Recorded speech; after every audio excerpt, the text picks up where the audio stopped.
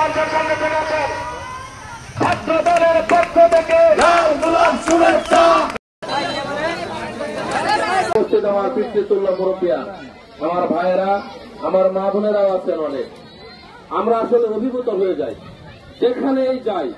এই যে আমাদের এই যে মুরব্বীরা, আমাদের মা বোনেরা যেভাবে আমাদের কর্মসূচিগুলোতে অংশগ্রহণ করেন, আসলে এটা হচ্ছে আজকে যার স্বাগত বার্ষিকীর জন্য দাঁড়িয়ে আমি কথা বলছি, সেই শহীদ রাষ্ট্রপতি জিয়াউর রহমানের আদর্শের প্রতি ভালোবাসা, এই ভালোবাসা বেগম খালেদা জিয়ার প্রতি ভালোবাসা, এই ভালোবাসা তারেক রহমানের প্রতি ভালোবাসা, তাই না?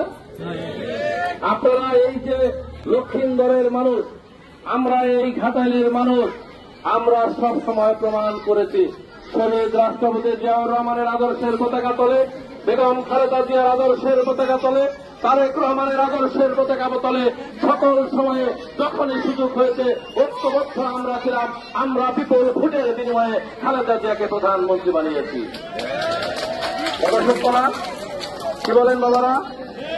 আচ্ছা, শহীদ রাষ্ট্রপতি জিয়াউর রহমান কেন 3.5 বছরের জীবনে এত জনপ্রিয় ছিলেন তিনি? আমার চাইতে যে আমার পিতৃতুল্য মুরব্বিয়ান, আমার বাবার বয়সী যারা আছেন, আপনারা অনেক ভালো বলতে পারবেন। 1971 সালের 25শে মার্চ যখন পাকিস্তানি বাহিনী নির্বিচারে হত্যাকাণ্ড শুরু করেছিল, গণহত্যা শুরু করেছিল, তখন তৎকালীন নেতারা সত্য পালায় ভারতে চলে গেছিল না? একটা ভাষণে শোনা গিয়েছিল, I Major Ziaur Rahman hereby declare the independence of Bangladesh. নাকি সত্য কথা নাকি? জিয়াউর রহমানের ঘোষণার মধ্যে দিয়ে বাংলাদেশের আবার বৃদ্ধ বনিতা অস্ত্র হাতে যুদ্ধে নেমে 9 বছর যুদ্ধ করেছিল। এবং আমাদের নেতা আমরা বুক উঁচু করে বলতে পারি, শহীদ রাষ্ট্রপতি জিয়াউর রহমান শুধু স্বাধীনতার ঘোষণা দিয়ে ক্ষান্ত হন নাই, রণাঙ্গনে যুদ্ধ করেছেন, সেক্টর কমান্ডার ছিলেন, বীরুত্তম খেতাবে ভূষিত হয়েছেন। তিনি একজন রণাঙ্গনের বীর মুক্তিযোদ্ধা। সেই নেতার রাজনীতি করি আমরা।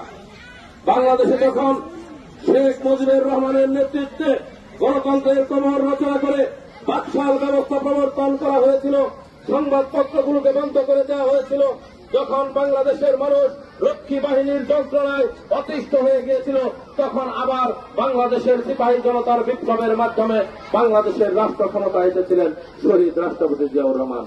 তিনি রাষ্ট্র ক্ষমতায় এসে বাংলাদেশে বহুদলীয় গণতন্ত্র প্রতিষ্ঠা করেছিলেন, বাংলাদেশের তলাবিহীন চুরিকে স্বনির্ভর বাংলাদেশে রূপান্তর করেছিলেন। তিনি বাংলাদেশকে বিশ্বের দরবারে একটি মর্যাদাশীল রাষ্ট্র হিসেবে প্রতিষ্ঠিত করেছিলেন। সেই নেতা 1971 সালের 30শে মে দেশি বিদেশি ষড়যন্ত্রে শাহাদাত বরণ করেছেন। তারপরে আমাদের মমতা মহিমা, গণতন্ত্রের মাতা দেশনেত্রী বেগম খালেদা জিয়া স্বৈরাচারের সাদের বিরুদ্ধে 9 বছর আন্দোলন সংগ্রাম করে 1990 সালে বাংলাদেশে গণতন্ত্র প্রতিষ্ঠা করেছিলেন। আবার 2008 সালে আবার ওই ভারতীয় আধিপত্যবাদের চক্রান্তে এই বাংলাদেশের রাষ্ট্র ক্ষমতা দখল করেছিল আওয়ামী লীগ। 2008 থেকে 2024-এর 5 আগস্ট, আমরা বলি 36শে জুলাই, এই বিপ্লব পর্যন্ত এই আওয়ামী লীগ বাংলাদেশের রাষ্ট্র ক্ষমতা ভোটকে ধ্বংস করে দিয়েছিল, বাংলাদেশের সকল প্রতিষ্ঠানকে ধ্বংস করে দিয়েছিল। আপনাকে 15 বছরকে ভোট দিতে পারছিলেন? ভোট দিতে পারি নাই। বিনা ভোটে দিনের ভোট রাতে করে তারা আমাদের এই নির্বাচন ব্যবস্থাকে ধ্বংস করেছিল। হয়তো বৃষ্টি আসতে পারে, আমি আমার বক্তব্য দীর্ঘায়িত করব না। আমি শুধু আপনাদেরকে বলতে চাই, বেগম খালেদা জিয়া স্বৈরাচারের সাথে আপোষ করেন নাই, কারাগারকে বেছে নিয়েছিলেন, জীবন মৃত্যুর সন্ধিক্ষণে তিনি পার করেছেন। আমাদের দলের শত শত নেতাকর্মী গুম হয়েছে, বন্ধুত্ব বরণ করেছে। আমার মতো লক্ষ লক্ষ নেতাকর্মী দিনের পর দিন আমরা কারাগারে ছিলাম, শত শত মামলা দিয়ে পালিয়ে বেরিয়েছি। গত বছরও এই দিনের আগের দিন আমি কারাগার থেকে বের হয়েছিলাম।